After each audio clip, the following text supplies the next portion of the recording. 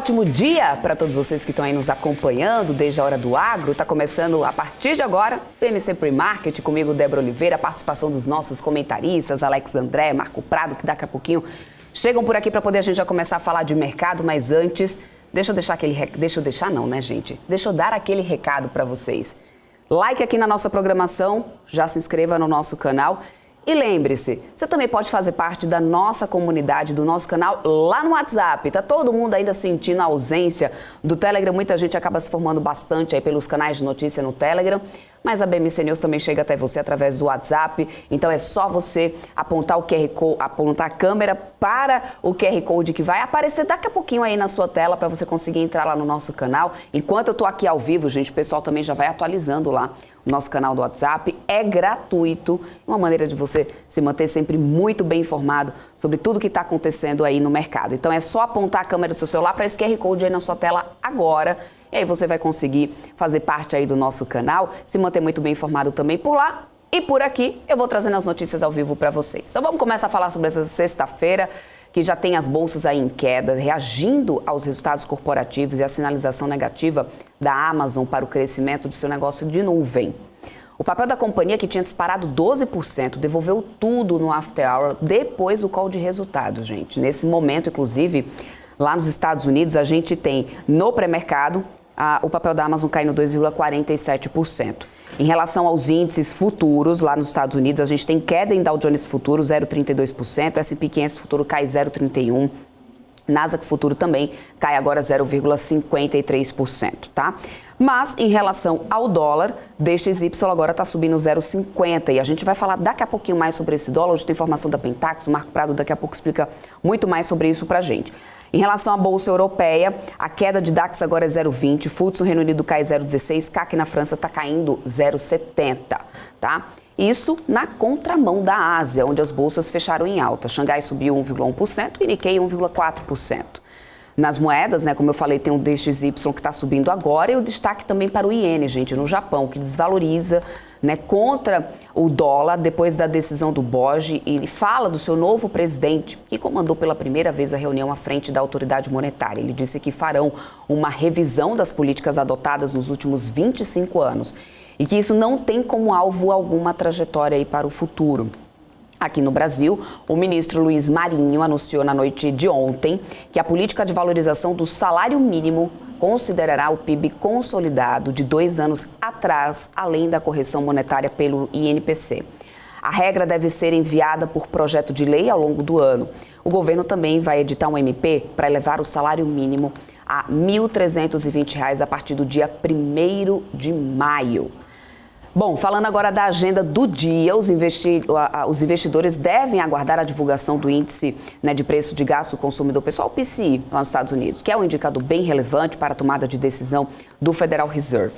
As expectativas do mercado é de que o núcleo do índice seja de 4,5% em março, na base anual. Os investidores também seguem apostando em mais uma elevação, né, claro, da taxa de juros pelo Fed na semana que vem. Já aqui no Brasil, as principais, né, notícias e as principais divulgações são os dados da taxa de desemprego, com expectativa aí de 8,7% do IBCBR, do Banco Central, logo mais. Além disso, o IBGE também deve anunciar, né, o índice de preço ao produtor de março, estimativa de queda de 0,20%. Isso em relação à agenda do dia. Mas vamos lá, então vamos falar mais sobre esse dia, sobre a expectativa desse mercado, tudo que a gente pode ter nessa sexta-feira. Lembrando, né, vamos fechando aqui essa semana, vamos trazer um balanço dessa semana. Mas antes, eu já quero começar também falando sobre essa formação da Pentax. Quero dar bom dia para ele. Marco Prado, bom dia para você. Bom dia também para Alex André, que já está com a gente aqui no estúdio. Meninos, ótimo dia, sexta-feira aí chegando. Teremos um final de semana prolongado, mas já a gente entra nesse assunto. Vamos falar sobre essa formação dessa Pentax. Esse dólar deve pesar bastante nessa sexta-feira para o investidor por aqui, né, Marco? Bom dia, Débora. Fala, Alex. Bom dia para você que está nos assistindo. O dólar ontem voltou abaixo de R$5, né, o dólar futuro. Só que hoje ele muda a letra, é o vencimento, porque o dólar vence mês a mês.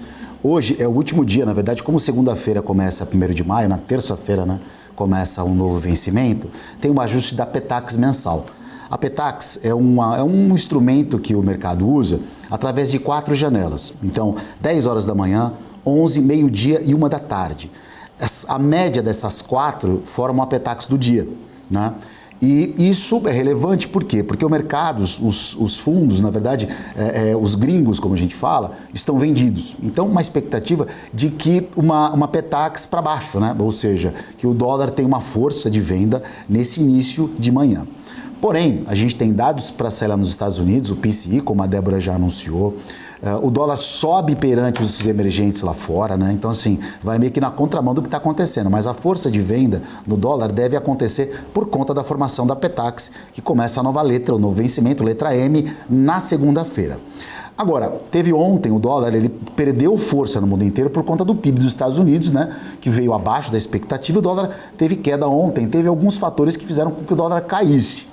Então, assim, o dólar deve ter 2 movimentos aí ao longo do dia, de queda nessa manhã e depois de alta à tarde.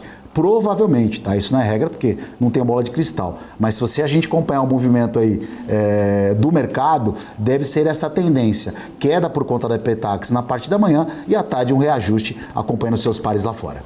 É isso aí. Alex André, um ótimo dia para você, Alex. Temos temporada de resultado ainda acontecendo. Daqui a pouquinho a gente fala um pouco mais sobre isso, sobre cada resultado ali dos destaques dessa semana.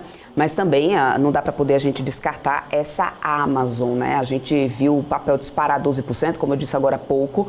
E aí, com essa história toda nesse COI de resultado, falando sobre esse desempenho aí na nuvem do papel, isso virou totalmente o cenário, né? Também já vínhamos com a expectativa de Amazon, as outras companhias ali do setor de tecnologia surpreenderam, mas o negócio parece não estar muito bom. Como é que você analisou aí esse resultado da Amazon, Alex?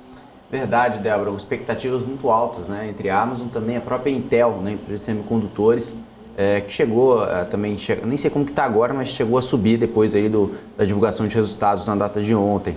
Mas as próprias companhias, Débora, o mercado agora já começa a olhar, né, a super quarta já na semana que vem, a decisão de juros nos Estados Unidos, que o Fed pode trazer alguma sinalização depois dos dados. Claro que hoje é muito importante, como o próprio Marco falou, o PCI, né? Lógico que isso é todo mundo, desde segunda-feira a gente falava de PCI, para realmente saber como que deve ser, se vai mudar alguma coisa na quarta-feira, se realmente continua o 0,25, porque isso está totalmente ligado com as empresas de tecnologia, tá? Olhando a própria Amazon, né, você tem a parte de varejo, a parte do AWS, né, a parte de cloud, como você falou muito bem, que tem despontado não só na própria Amazon, mas também de outras companhias e Alphabet, inclusive, que o mercado não colocava tanta expectativa assim, surpreendeu. Então, que seria isso uma possível janela aí de oportunidade para as empresas do setor. A gente sabe que a parte de varejo da Amazon, né, tem ali uma certa dúvida em relação à aceleração da economia global, principalmente comandada pelos Estados Unidos, mas acho que seria essa leitura, Débora, uma leitura mais top-down, ou seja, uma leitura mais sobre economia que pode nortear aí a direção das ações no curto prazo. Inclusive, viu, Alex, você pediu para dar uma olhada, olha só, Intel nesse momento sobe no pré-mercado americano 5,99%. Em relação à Amazon, já até tinha atualizado aqui, mas só para a gente dar mais uma olhada, pré-mercado americano, a Amazon agora cai 2,43%. Mas daqui a pouco a gente fala mais de temporada de resultados, gente. Eu quero entrar agora no assunto da Argentina. O Banco Central da Argentina determinou nessa quinta-feira uma alta de 10 pontos percentuais em sua taxa básica de juros a 91%, pelo menos conforme foi confirmado pelo Jornal do Sistema de Negociação Spuel. A decisão é parte das medidas tomadas por autoridades locais para tentar conter essa corrida cambial que a gente viu nos últimos dias acontecendo lá pelo país. Isso que veio desencadeado depois daquela notícia realmente ali de que o país iria dar, né, um default. Bom, muito se repercutiu sobre isso. A gente viu também notícias de que até os próprios doleiros lá já não estavam mais negociando a moeda. Estava tendo aquela corrida ali das pessoas para tentar comprar dólar, tentar fazer compra no supermercado, enfim. Mas o fato é que veio essa decisão do Banco Central. Vocês acreditam, meninos, que primeiro, uma disparada de 10%. Todo mundo reclama quando a gente vê, todo mundo reclama. O mercado fica meio tenso, né? 0,25, 0,50 de aumento no Copom, no Federal Reserve. Aí vem o Banco Central da Argentina e dá 10% de ajuste na taxa básica de juros. E a bola de neve que vem depois disso? 0,25, né? O pessoal reclamando que os Estados Unidos dando 0,25, querendo que toma aí, aqui 1.000%. Toma 10. Toma logo de 10. Olha, a Argentina, na segunda-feira, acho que você abriu o pré-market aqui, você noticiou daquele furo, daquela notícia fake que vem acontecendo na Argentina, mas aonde há fumaça, há fogo. Uma situação bem delicada a Argentina. E essa medida que o governo tomou ontem não foi suficiente para derrubar o dólar perante o peso, não. O peso subindo ainda, mais uma leve alta o peso na Argentina. A situação lá vem se agravando cada vez mais. É muito triste, né? A gente sabe que a Argentina é um grande parceiro comercial do Brasil, como eu havia dito na segunda-feira, referente principalmente às peças, veículos, né? 70% dessa nossa produção vai para a Argentina. Isso, de uma certa forma, respinga um pouquinho no Brasil, né? E a gente sabe também que a gente não quer ver ninguém nessa situação, Venezuela, Argentina. E a Argentina, de novo, né? Ela caminha a passos largos aí para se tornar uma Venezuela. Muito delicada a situação e praticamente sem presidente, já que o Alberto Fernandes não vai se reeleger, se candidatar para a reeleição em outubro. Então, assim, é crítica a relação na Argentina. Alex. Bom, Débora, acho que o Marco sintetizou muito bem o que está acontecendo. A gente sabe que essa questão dessa fake news, né, que você disse essa semana, é exatamente o que o Marco falou. Muita gente acreditava que realmente era verdade, né? Mas se fosse aqui no Brasil, né, faz o mesmo exercício se fosse no Brasil, todo mundo sabia que era fake news, né? Todo mundo falaria, pô, isso não existe, não tem como isso acontecer, mas como a gente não está tão ruim assim, ninguém descartou essa possibilidade, né? Isso pode acontecer, né? Isso tem uma probabilidade muito grande de acontecer. Então, na Argentina, realmente o trem descarrilhou e está fora de rumo, né? E a gente sabe que até não mudar os governantes, até, né, não trazer uma mudança estrutural de governo, de política de governo, né, de visão econômica, não teremos uma mudança estrutural para a economia argentina e cada vez mais, ao invés de melhorar, só piora. Infelizmente. Só para dar um adendo aí, Alex, a pior coisa que podia ter acontecido com a Argentina foi ter ganhado a Copa. Mascarou tudo. Deve ter uma alegria para eles, pelo menos uma, né? Coitados. Eu preferia uma alegria para eles. Complicado.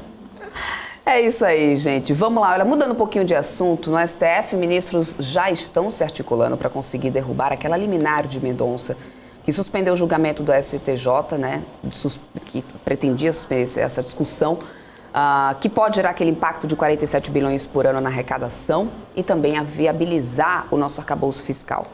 Com o julgamento que já está previsto nos próximos dias na Suprema Corte, ou seja, na semana que vem, pelo menos a perspectiva, né, que essa medida seja também confirmada pelo STF, reforçando ali também a decisão de unanimidade do STJ. De cara para o governo, essa é uma grande notícia, né, gente? A gente sabe que o governo está ralando bastante para conseguir trazer ali a arrecadação e viria já 70 bi para conta, não é isso mesmo, Marco, Alex? Marco, a articulação, pelo menos o que se fala aí pelos bastidores de política, é que já está bem mais positiva para o STF reforçar essa decisão unânime do STJ, né? Acho que o feriado do Haddad vai ser um pouco mais tranquilo, né?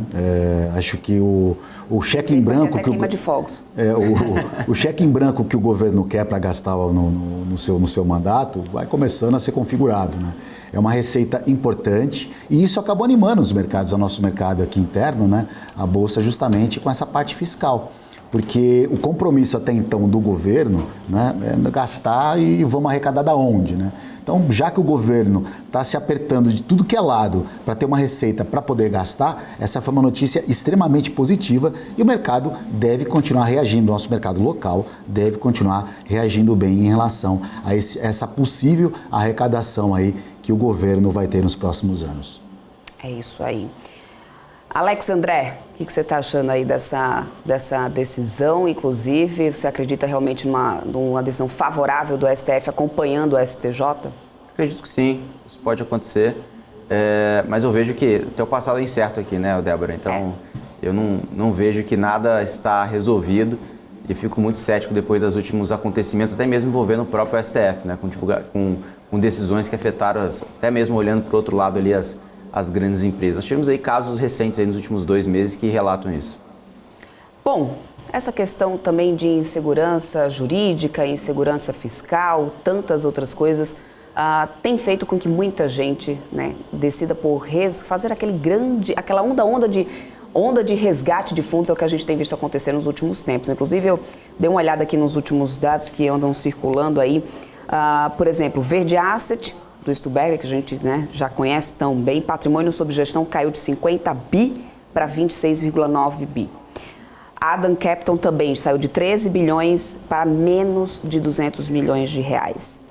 Dynamo também saiu de 8 bi para 4,9, ou seja, E aí tem vários outros que, se a gente for para poder analisar, o que pesou realmente foram os resgates desses fundos. Eu queria que a gente pudesse repercutir um pouco esse cenário. O que pode estar pesando tanto mais? Além desses fatores que a gente sabe de riscos, né, desses ruídos que acabam, né, trazendo aí, afastando um pouco, mas o que mais pode estar pesando para poder a gente ver grandes gestores, grandes nomes, que antes era só falar no nome do gestor, mas praticamente, me corrijam se eu estiver errada, mas não, é aquele fundo de tal gestor, confio de olhos fechados e deixa lá. Era bem isso, né, gente? Débora, realmente, né, você falou aí, Dínamo, Adam e Verde, né, são um dos maiores fundos que a gente fala em relação a gestores no Brasil. E o principal motivo, se eu fosse colocar um só aqui, tem alguns, mas o principal é a taxa de juros. Quem vai competir com 13,75, Débora? Todo mundo faz renda fixa e não vai ficar correndo risco de fundo. Ninguém vai ficar querendo correr risco de multimercado, de fundo de ações. A gente sabe que o prêmio de risco é muito alto para os gestores baterem o CDI. E, inclusive, Débora, se a gente fizer uma pesquisa aqui na BMC e voltar depois, no segundo momento, para falar quais fundos no Brasil que batem o CDI no longo prazo. São poucos, tá? São poucos fundos. Tem muitos gestores famosos que não conseguem nem bater o CDI, dependendo da janela de tempo. Né? E aí tem essa discussão, né? Não estou falando que é ruim investir em fundos, tá, gente? Aí depende de estratégia para cada investidor, né? Tem vários gestores que eu gosto bastante, mas eu falo da crítica no seguinte, né? Qual que é o sentido, né? Você ter um fundo que não bate o CDI e ainda você tem que pagar taxa de administração e até às vezes taxa de performance, porque às vezes, por exemplo, a gente está falando aqui de um FIA, de um fundo de ações, qual que é o benchmark de um FIA, né? De um fundo de ações? É o Ibovespa. E às vezes o Ibovespa cai menos 10, o fundo cai menos 5 e ele recolhe a performance ainda, além da administração. Mas enfim, é uma outra discussão aqui.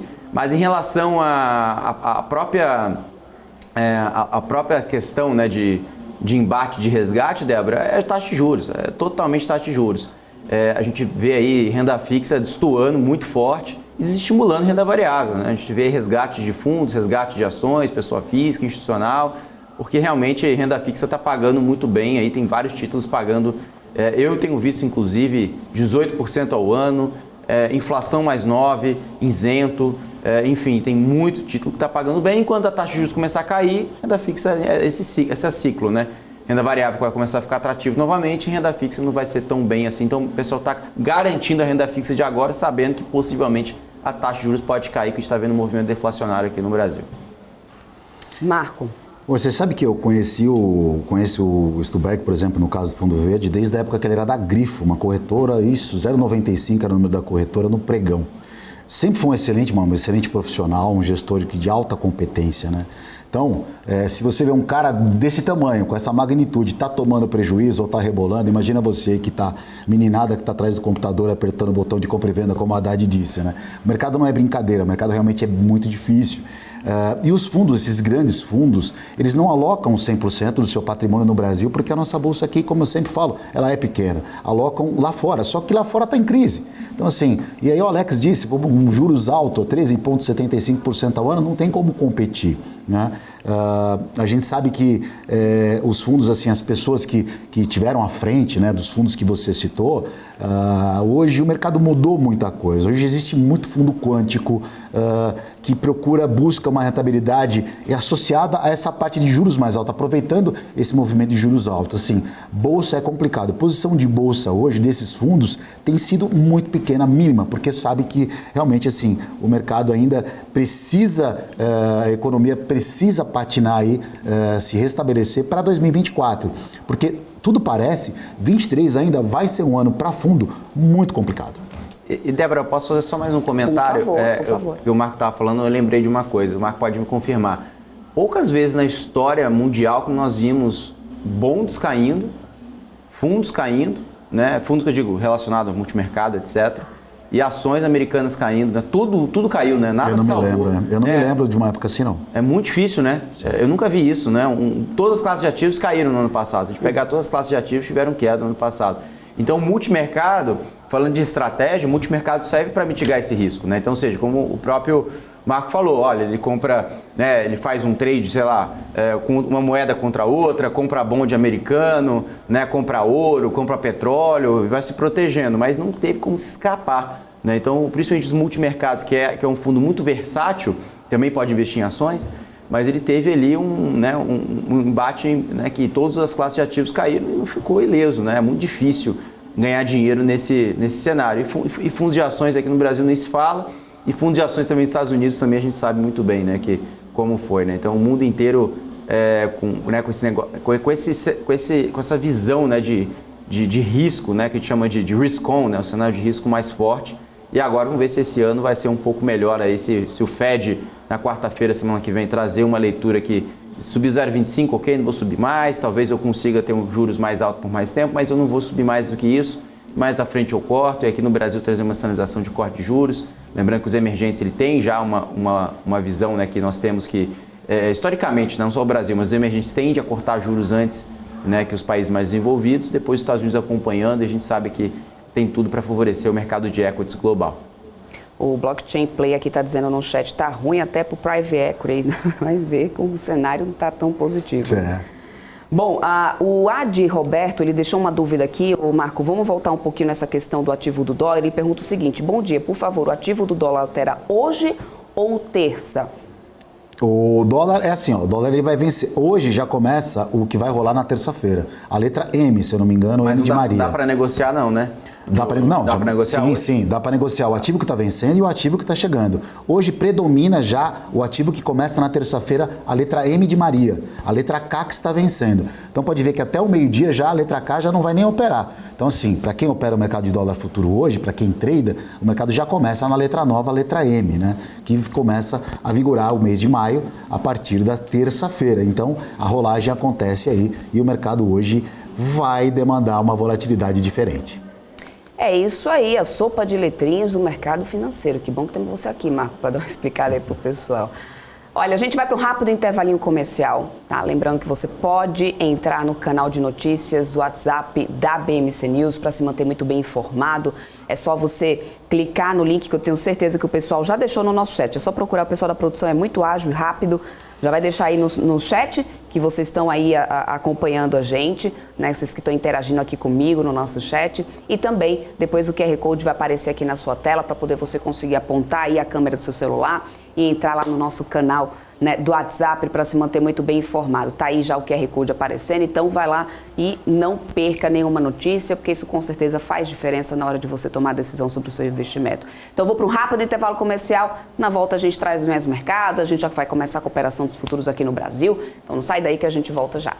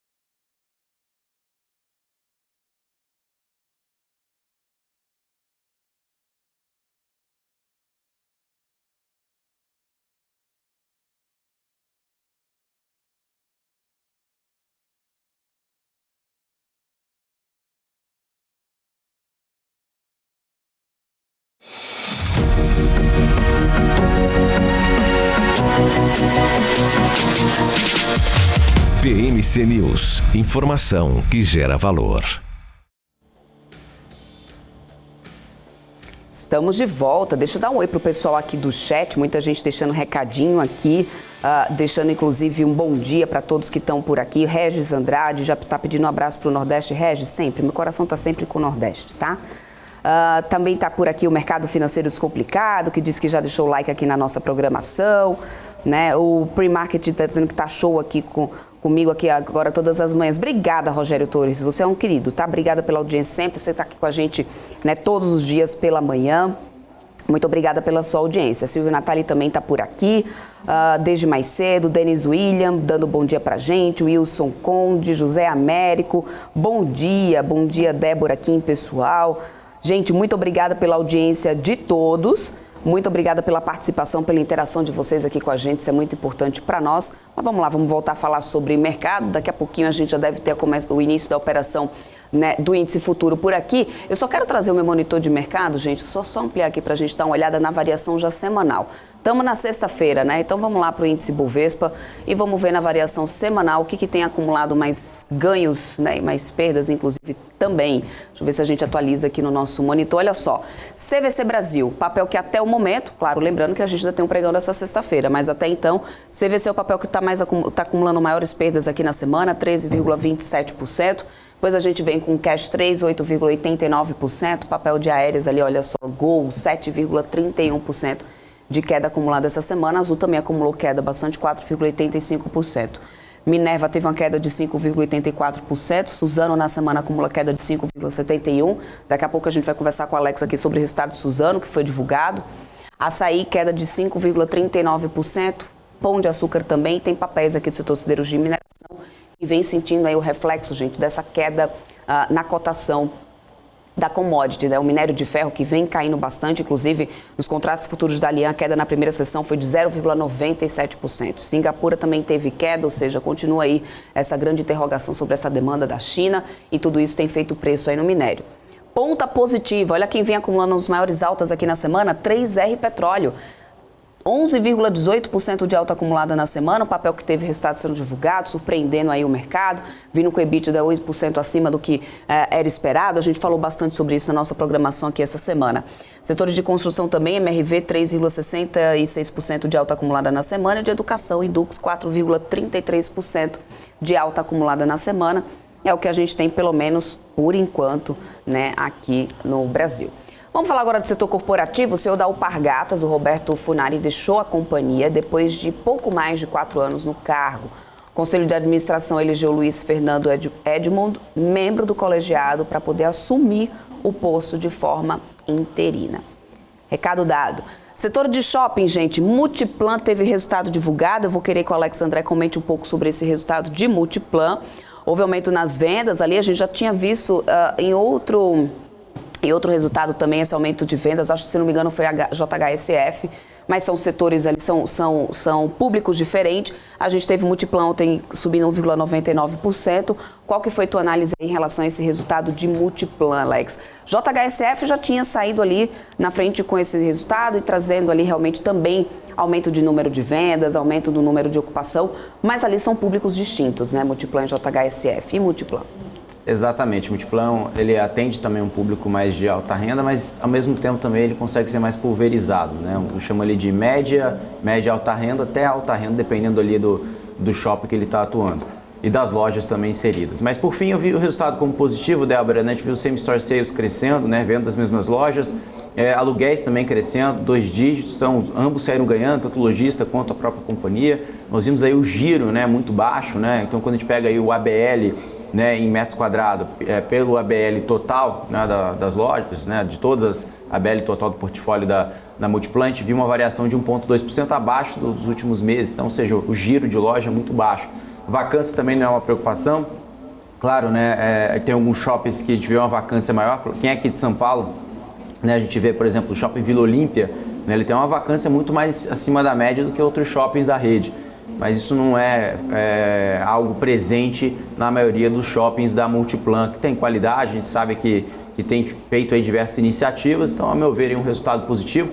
Cresceram receita, controlaram o custo então margem de lucro aí, né, subindo. Então acho que é uma leitura aí que o mercado gostou bastante, uma empresa muito bem tocada, né, uma empresa de família, o Pérez saindo, deixando aí, fazendo a sua sucessão, uma companhia realmente que seria aí uma das top picks, se não a top pick. Às vezes os próprios analistas colocam como, por exemplo, a Aliança Sonai por causa do valuation, mas falando de quality, né, de qualidade, a gente não pode deixar de falar sobre Multiplan. Débora. É isso aí. Deixa eu só trazer para o pessoal que a gente tem o início da operação de um índice futuro, 0,20 agora de queda, 104.225 pontos no Infut. No dólar futuro a gente começa o dia com alta de 0,37% a R$ 5,03. Antes a gente falar aí sobre o setor de shoppings, marcou. O dólar já começando o dia forte, né? O dólar começou com uma alta de 0,5% agora, né? Nessa abertura, acompanhando os pares lá fora, que sobem aí, as bolsas caem, o dólar sobe aí perante os seus emergentes. Então, aqui subindo um pouco o dólar. O ajuste da Petax, né, a Petax mensal, ela é formada muito próximo aos horários que eu falei, aquelas janelas, 10, 11, meio-dia e 1 da tarde. Então, o dólar, quando chegar perto das 10 horas da manhã, pode ser que tenha um movimento de venda, tá? Depois, quando ele chegar às 11 da manhã, tem outro movimento. Então, assim, a janela, essas Petax hoje, por isso que o mercado oscila bastante. Porque tem essa peculiaridade hoje, porque é a formação da Petax mensal.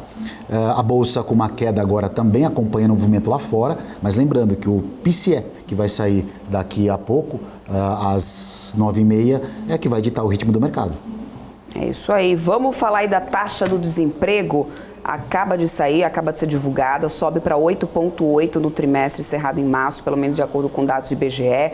A taxa de desemprego registrou 8,8 no trimestre de janeiro a março, aumento de 0,9 ponto percentual em relação ao trimestre, né, de outubro a dezembro de 2022, né, que teve então uma relação de recuo de 2,4% em relação ao mesmo período do ano anterior. A população desocupada, cerca de mais de 9 milhões de pessoas, cresceu 10%. Mais 860 mil pessoas em relação ao trimestre anterior. Podemos dizer que veio em linha, né? Já era mais ou menos o que o mercado estava esperando então, né, gente? 9% que o mercado esperava, né? Então 8,8 veio ligeiramente, né? Vamos falar 8. aí, vai. 8,9 pelo menos. 8,9? Isso. Então 8,9 veio praticamente igual, né? 0,1 aí abaixo das estimativas. Então Desculpa, veio. Alex. A projeção era de 8,7 e veio em 8,8. Tá. Eu tinha visto até a expectativa de 9%. Então, se era 9, 8,7, veio 8,9, Débora? 8,8. 8,8. Então, veio dentro da estimativa. Quem esperava 8,7, quem esperava 9, 8,8 ficou no meio do caminho, nenhuma surpresa negativa. Então, vamos tirar essa conclusão aqui.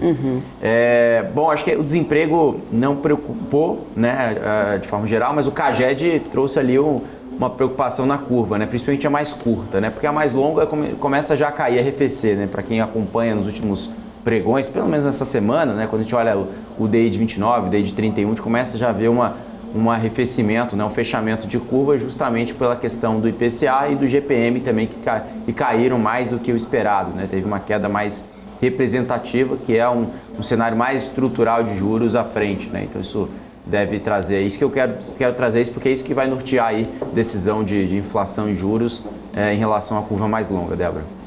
CAGED, né, que é o Cadastro Geral de Empregados e Desempregados, que saiu ontem, associando agora com a taxa de desemprego. O governo tem vários desafios, né? Não dá para mudar um país com 100 dias, mas em 100 dias dá para você preparar algo para que o restante do mandato seja sustentável para uma economia. Então, assim, há mais um desafio que o Brasil sempre enfrentou em todos os governos, foi o desemprego. É isso aí. Vamos falar de Suzano, que eu já estou vendo que o pessoal aqui no chat já está perguntando, viu, Alex? Já deixaram aqui um recadinho perguntando se por um acaso a gente vai falar. Não lembro agora quem foi que falou aqui para mim sobre... tá aqui, Rogério Torres. Alex, você vai comentar Suzano? Vai sim, Rogério, vamos lá. Eu já estou vendo até que tem recomendação aqui, inclusive Bradesco BBA. BBI. Desculpa. BBI, né? Ou Itaú BBA? Não, Bradesco BBA aqui, vamos fazer BBI, a correção. BBI, exatamente isso. Houve uma digitação aqui, Itaú que é BBA. Tranquilo. Bom, os analistas estão considerando que os resultados foram um pouco mais fracos do que o consenso. O preço-alvo deles agora é de R$ 54,00, underperform é a recomendação. O impulso dos ganhos da empresa deve enfraquecer ainda mais, segundo o Bradesco, devido à queda de cotação da celulose. E aí, Alex André, não agradou mesmo. Aqui, Suzano fechou, até deixei aqui, 0,68% de queda foi o que a gente teve para Suzano nessa quinta-feira. Realmente, Débora, Suzano, resultado ruim, né? Queda de receita, queda de EBITDA, queda de margem, uma tempestade perfeita para a Suzano, todo mundo já estava prevendo isso, né? Preço de celulose, fibra curta na China caindo, que é o principal norte aí da Suzano. E a gente sabe que tem uma grande expectativa de oferta para o mercado, né? E a demanda talvez não acompanhe tanto assim no curtíssimo prazo, que é normal, né? Até a demanda se ajustar com a oferta, então o preço ele é mais, né, ele tem uma pressão para baixo. China, né, que é uma grande demandadora, traz ali um alerta novamente, mais um setor que depende de China também diretamente, sobre a questão, né, da celulose. Bom, então essa questão é um ponto interessante, Débora, porque o mercado já previa isso e o dólar não ajudou, né? A gente estava falando de Petax aí, que o Marco estava comentando, se pegar o dólar do quarto trimestre e o dólar do primeiro trimestre, é um dólar abaixo, né? Correto, Marco? Então isso a gente consegue observar como empresa exportadora. Então não ganhou no dólar, não ganhou no preço da commodity, né? Então é um ciclo, né? E também lembrando, né, olhando à frente, tem projetos, né? Tem o projeto Cerrado da Suzano também, que vai adicionar muita capacidade, muita oferta, não só ela, também tem um play também latino-americano no Chile também, que vai adicionar capacidade, tem na Europa, então, ou seja, tem vários players no mundo que estão adicionando capacidade. Ontem, inclusive, eu estava fazendo uma reunião com analistas com a Priner, uma empresa de manutenção. Eles também prestam manutenção, serviços para a empresa de petroquímica, óleo e gás, e também para a empresa de celulose. E, inclusive, as falas, né, do próprio presidente da Priner dizendo, olha, a gente está orçando muitos projetos para a empresa de celulose e vai ter realmente uma demanda que vai ter que comportar isso ao longo do tempo, porque haja oferta. A oferta vai crescer muito forte, Débora. Então, os projetos aí que já foram divulgados para o mercado são projetos aí muito audaciosos. Lógico que a gente olha com uma visão de longo prazo, mas uma visão de curto prazo o preço é pressionado. E Suzano é uma ação interessante, né, Alex? Quando você vê a cotação de todas as ações da Bolsa, quando está despencando, o dólar subindo, você só vê a ação da Suzano verdinha. Suzano e Klabin, né? Suzano e Klabin, porque são... praticamente vão sempre juntas. Exatamente, né? Porque recebem dólar, né? Então, quando o dólar sobe, essas empresas faturam mais. Dólar em queda, essas ações geralmente caem ou os resultados vêm, compromete o resultado. Falando nisso, Débora, também saiu Irani, né? Agora de manhã, né? A única, exato, falando do setor, apesar que Irani é papel e embalagem, né? Olha ali, Honey 3 está aqui, ó. Aí, alta de 3,46 nessa quinta-feira. Vamos ver como é que abre aqui nessa sexta, né? Exatamente. Eu vou até pegar os números aqui, Débora, porque como saiu agora de manhã, eu não cheguei nem a parar para ver. Mas eu consigo falar para vocês aqui os números. Deixa eu só atualizar. Só atualizar para o pessoal como que está o papel. R$ 8,68, Honey 3. No ano, Honey 3 está acumulando alta de 13,97%. No mês, 5,35%. Já dá para a gente falar de acumulado mensal. Estamos fechando já esse mês de abril. 3,46%, pelo menos foi que a gente fechou com o Honey 3 nessa quinta-feira, viu, Alex? Legal. Débora, receita líquida, 406 milhões de reais, uma queda de 0,3, então praticamente em linha. O lucro caiu 26%, 82 milhões de reais. EBITDA caiu 6%, aos 128 milhões de reais. O EBITDA, e quando a gente olha volume de vendas, que é interessante, né? A gente olha aqui basicamente embalagens sustentáveis crescendo 10%, mais de 38 mil toneladas. E quando a gente observa o papel com embalagens sustentáveis caindo 6,5% e resina caindo 4%. Investimentos, né, CAPEX, 85 milhões, sendo, claro, a maior parte para a plataforma Gaia, que já vai começar já a aparecer resultado nesse ano, no segundo semestre, mas grande parte é 24, né? A plataforma Gaia que vai adicionar capacidade, que vai trazer aí sinergias para a companhia. Alavancagem 1,5 vezes EBITDA. ROIC, né? O ROIC muito forte, tá, Débora? 22% de ROIC. ROIC interessante. Quando a gente olha o custo médio da dívida em 3,8, basicamente aí CDI, né? CDI 3,75 em relação a ano, tá? Então, esses são os principais pontos aqui, Débora, de destaques aqui do primeiro trimestre da Irani. O único resultado, né, que o mercado estava aguardando, que saiu aí antes da abertura do mercado. Vamos ficar de olho, tá, dentro desse setor, que lembrando, né, é diferente. A dinâmica da Irani é dinâmica local. Não tem nada a ver de exportação aqui, né? A dívida é em reais, o mercado endereçável é aqui no Brasil, eles vendem papel e embalagem para as empresas brasileiras. Então é diferente quando a gente observa, então a gente coloca no mesmo pacote, é do mesmo setor, né, de papel, embalagem, celulose, né, quando a gente olha os peers, mas a gente sabe que são negócios diferentes. Então Suzano, por exemplo, até mesmo a Klabin, né? A Klabin está indo muito mais para valor agregado, né, de papel, embalagem, do que propriamente celulose em si, né? Que acho que o único celulose player ali que é realmente puro exportação seria a Suzano, né? Então realmente Suzano que a gente fala que é head hedged de bolsa, né? Ou seja, como o próprio Marco falou, serve aí como se fosse comprar dólar, comprar Suzano, como se fosse a mesma coisa. Não, né, quem está escutando isso fala assim, não, Alex, está errado. Não, realmente, claro, comprar dólar é totalmente diferente, mas eu digo assim, em bolsa, né? Muita gente, ao invés de comprar dólar, prefere comprar Suzano. É uma discussão pessoal de cada um. Claro que o dólar tem uma dinâmica diferente, a própria moeda, mas olhando para a hedge de carteira, muita gente utiliza Suzano sim, Débora. Inclusive, deixa eu só trazer antes da gente falar sobre dividendos, porque eu vi que teve uma lista de companhias, literalmente, né, Alex e Marco, trazendo uma divulgação aí de aprovação de distribuição de dividendos. Eu quero já trazer essa lista aqui que eu tenho na minha mão, mas olha só, saiu agora o índice de preço ao produtor, uma queda de 0,66%, o IBGE acaba de divulgar. Variou 0,66, teve uma queda de 0,66 em março em relação a fevereiro, de acordo com o IBGE.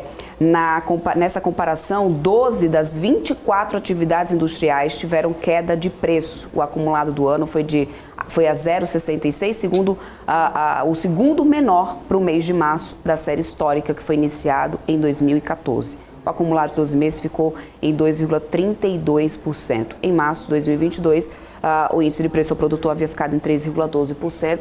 Qual que é a análise de vocês em relação a isso? Indústria sentindo esse cenário que a gente tem tido agora econômico, seria taxa também de juros? Eu lembro do resultado, a gente estava falando do resultado de Kepler aqui, a Kepler já trazendo essa questão dos juros mais altos, né? Refletindo já nos números. Vocês acreditam que possa ser algo relacionado a isso?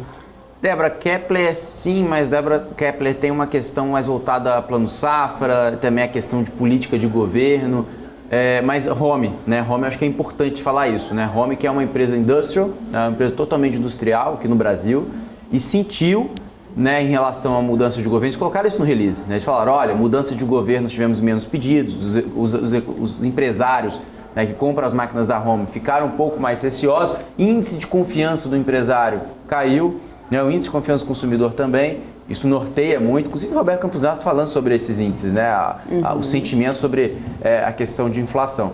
E por outro lado, nós vimos aí também essa questão das indústrias, né, claro que você falou a taxa de juros, é um grande percursor disso, né, ou seja, o câmbio também, né, Marco, você que acompanha muito bem o câmbio, né, quando a gente vê aí um câmbio, né, mais barato, favorece o quê? Importação.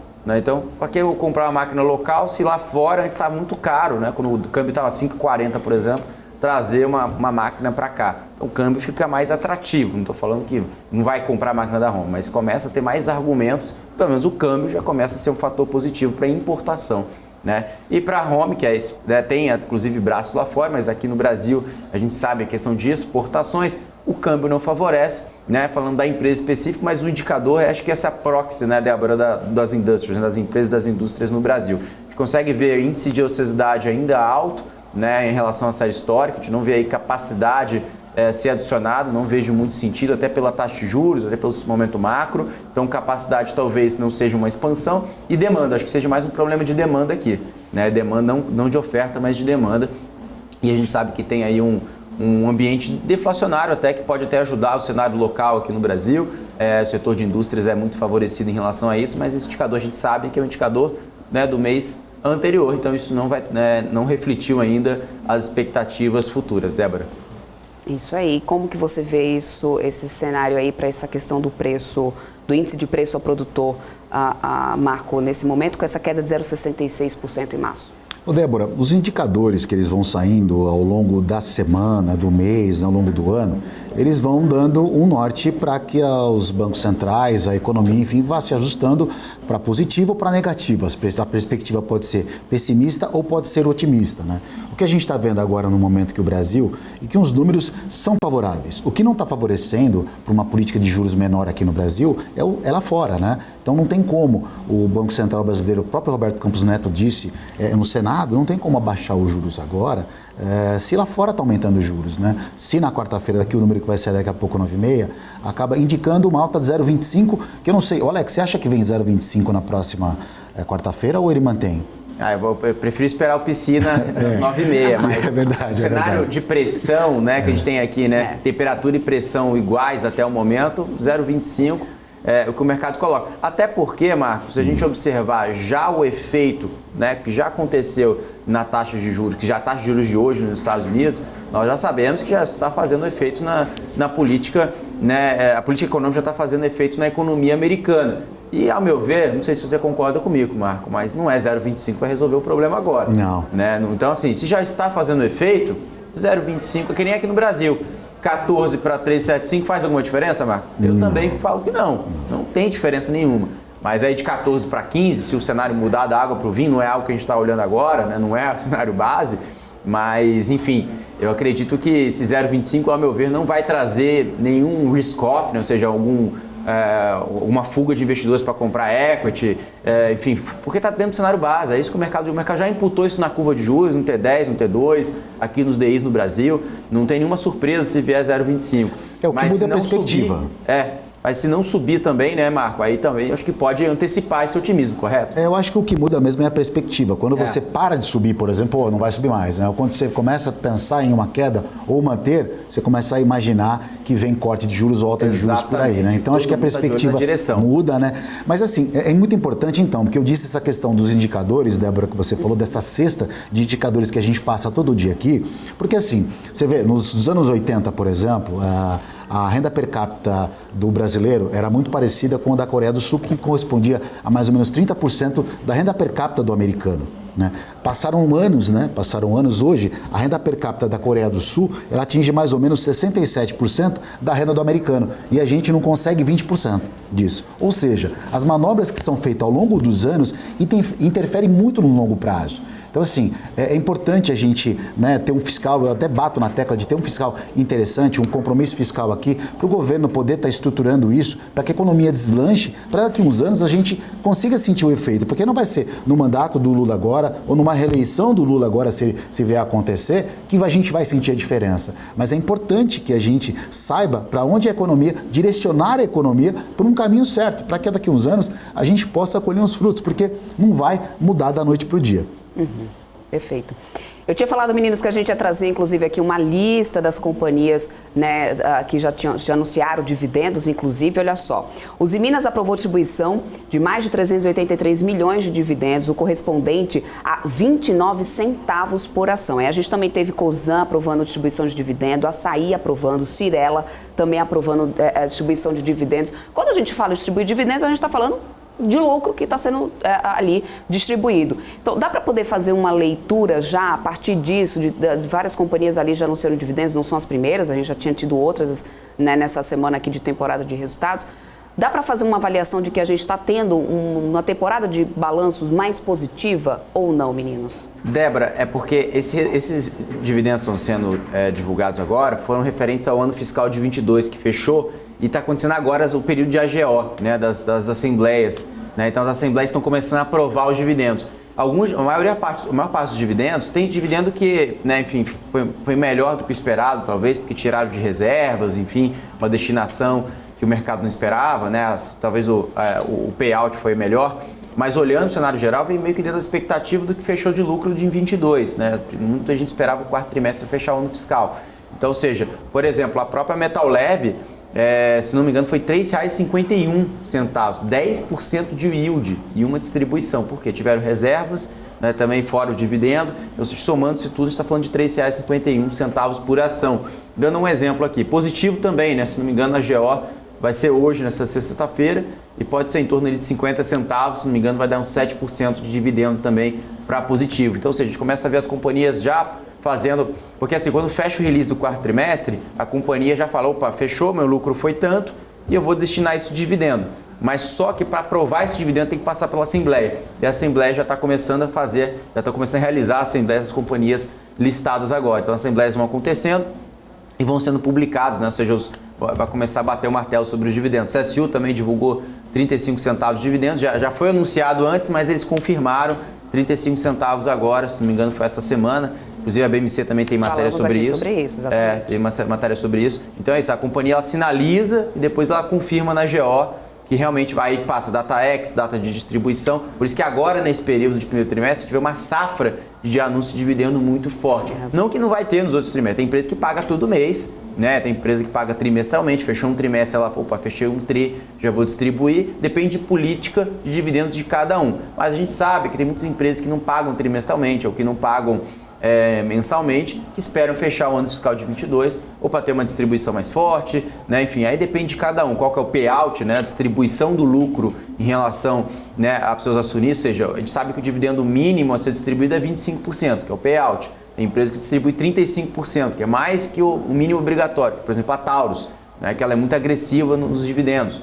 Então, ou seja, cada companhia tem uma política de dividendos específica. Acho que a leitura é essa. Perfeito, explicação mais do que dada. Eu quero muito rapidinho aqui para de vocês, só o recado final para hoje, né? A gente está acabando a semana, que daqui a pouquinho já está chegando a Paula Moraes aqui com o Felipe Nascimento. Recado rapidinho, meninos. Começa aí, Marco. Bom, vamos lá, os mais velhos primeiro, né? A voz de experiência. Cabelo branco é barba branca, cabelo ralo é barba branca, não nega isso. Olha, rapidamente, o mercado hoje vai aguardar o indicador que vai sair daqui a pouco. A semana foi uma semana praticamente morna, se você vê a volatilidade do nosso mercado. O dólar continua aí com a volátil, vai abaixo de R$5 ali, mas eu acho que a gente vai ter aí um descanso na segunda-feira e é isso que eu tô me pegando, viu, Débora? Porque o mercado tá tirando sono, viu? Tá puxado. Alex. Débora, realmente, estou junto com o Marco aí, de olho no PCI, como todo mundo está de olho. IBCBR até que surpreendeu, né? O índice de atividade do Banco Central, mais de 3%, o mercado esperava mais de 1%, ou seja, aqui no Brasil tem esse fator aí, mas enfim, não sei se vai pesar isso não, vai pesar PCI mesmo, e também é como o próprio Marco falou, 10 horas também, né, Marco? A primeira janela da Petax, vamos ficar de olho, mercado muito volátil hoje, promete ser muito volátil lá fora e aqui no Brasil. É isso aí. Obrigada, meninos. Terça-feira estamos de volta, segunda-feira é feriado. Lembrando, temos feriado semana prolongada por aí. Tchau, tchau para vocês. Eu vou continuando por aqui, só para trazer os últimos recadinhos. Olha só, o índice futuro caindo 0,13. 104.320 pontos é o que a gente tem nesse momento. No Ibovespa futuro, tá? No dólar futuro, a gente tem uma alta de 0,55%. Moeda americana já vai aqui a R$ 5,04, tá? Isso aqui em relação ao Brasil. Lembrando que a gente teve, 3R Petróleo liderando altas ontem e na semana, na variação semanal, tá aqui, 3R Petróleo, papel que tem mais acumulado altas nessa semana. Lembrando que a gente teve aqui uma semana com 3 dias de queda, né? Então, no final das contas, a gente tá partindo. Vamos ver como é que vai. Desculpa, gente, aqui é o dólar futuro. Deixa eu trazer aqui o índice Bovespa. A gente teve só um dia de alta, né? Deixa eu passar aqui para poder trazer para vocês o gráfico rapidinho aqui. Olha lá, foram 3 dias de queda. Eu falei certinho mesmo, 3 dias seguidos de queda. Aqui, CVC que mais acumula perdas, 13,27% de queda acumulada para CVC. Companhias aéreas, o blocão ali também no setor de siderurgia e mineração, né? Refletindo já essa queda, como eu falei antes aqui para vocês, do minério de ferro. Lá nos contratos futuros de Dalian, a gente teve uma queda de 0,97%. Né, dos contratos futuros de Dalian na primeira sessão. Daqui a pouco eu atualizo para vocês como que a gente vai ficar na segunda sessão por lá. Nos índices futuros americanos, continua o mesmo cenário de queda que a gente acompanhava de mais cedo. Nasdaq futuro está caindo 0,47%, S&P 500 futuro caindo 0,32%, Dow Jones futuro caindo também nesse momento 0,34%. Continua em queda também as ações da Amazon no pré-mercado, 2,29%, depois o resultado ali do call de resultado que acabou fazendo azedar o otimismo dos investidores. Em relação ao EWZ, o nosso índice da Bolsa Brasileira lá fora, a queda é de 0,25% nesse momento. E aí, eu também estou acompanhando o mercado europeu, que DAX agora está tentando testar um positivo 0,05, mas CAC na França cai 0,59, FTSE no Reino Unido está caindo 0,05, né? Ou seja, a gente tem operações mistas por enquanto.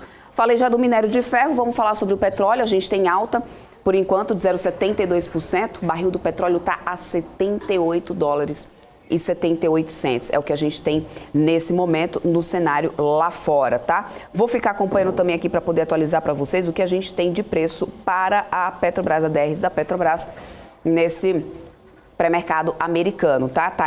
Olha só, gente, a DRs da Petrobras cai nesse momento 7,13% na pré-abertura lá nos Estados Unidos. Cai bastante, cai forte, daqui a pouco eu atualizo mais para vocês sobre isso. Lembrando que também o nosso EWZ tem caindo, tem desconto, né, que o Felipe está soprando aqui para mim, tem desconto, né, Felipe, que você está trazendo aqui. Daqui a pouco a gente atualiza mais esse pré-mercado, porque eu tenho que já ir me despedindo de vocês, lembrando que a gente tem aqui no índice futuro ainda esse movimento, né, seguido aqui de uma leve, agora está no 0 a 0, né, vamos ver se esse Bovespa futuro vai virar ou não. Tem expectativa para o PCI agora às 9h30 da manhã, então já vou me despedindo de vocês, mas deixando um recadinho aqui, hein, se inscreva também no Money Week, semana que vem, um evento super especial que vai abordar os 100 dias de governo, um evento online gratuito.